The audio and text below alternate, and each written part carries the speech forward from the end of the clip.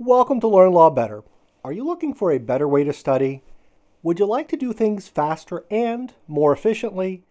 Stay to the end and learn about the Kaizen Japanese improvement method, which can help you take the steps you need to improve your grades and your life. Don't forget to hit the like button if you enjoy the episode and click the subscribe button if you don't want to miss any future episodes.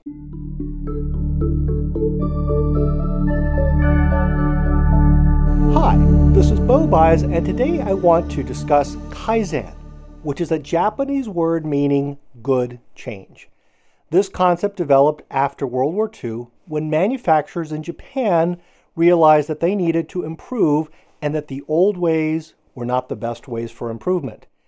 Today, Kaizen is understood as a means for incremental continuous improvement. To use Kaizen, you must believe two things. One, that it is possible to change and improve, and two, that you can begin making changes today. Forget about yesterday and tomorrow, and instead make small, incremental steps today. If you focus on the past or future, you're going to lose out on what you can do today.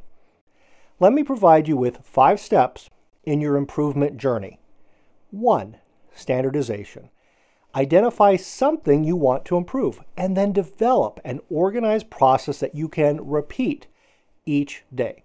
For example, suppose that you want to improve your essay writing skills, so you decide that you're going to use the IRAC method for improvement. The first step is to deal with issue spotting, so you decide to spend 30 minutes each day working through multiple choice questions using the multiple choice question improvement method. Second, measurement. You must be able to measure what you're doing, otherwise you won't know if what you're doing is working.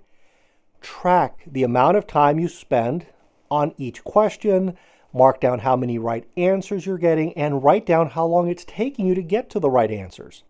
Also, eliminate variability when possible. For example, if you decide to spend 30 minutes a day on this activity, then don't deviate from that. Otherwise, you won't have a good way to measure how much you're improving. Remember, you want to do this as scientifically as possible. Third, comparison. Compare your measurements to your goal. Are you getting more right answers? Are you answering questions faster? Can you spot issues that you couldn't a month ago? Don't forget to record your results. That way you have a way of determining whether what you're doing is working. Fourth, innovation. As you work through these steps, look for faster and better ways to improve.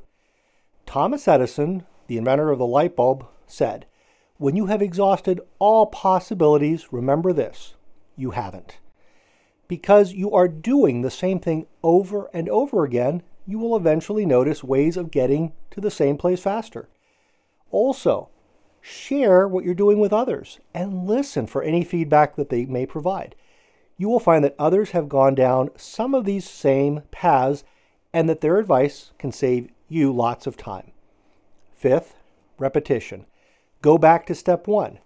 The key is continuous improvement, so never stop looking for better ways of doing things.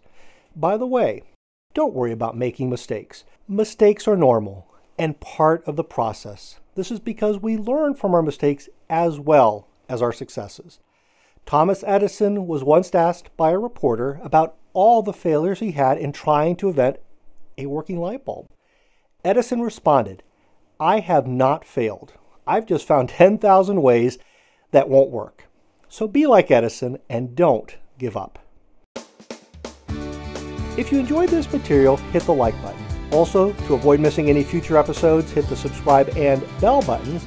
For more resources to help you get ahead, including my blog and newsletter, check out learnlawbetter.com. Thanks for watching.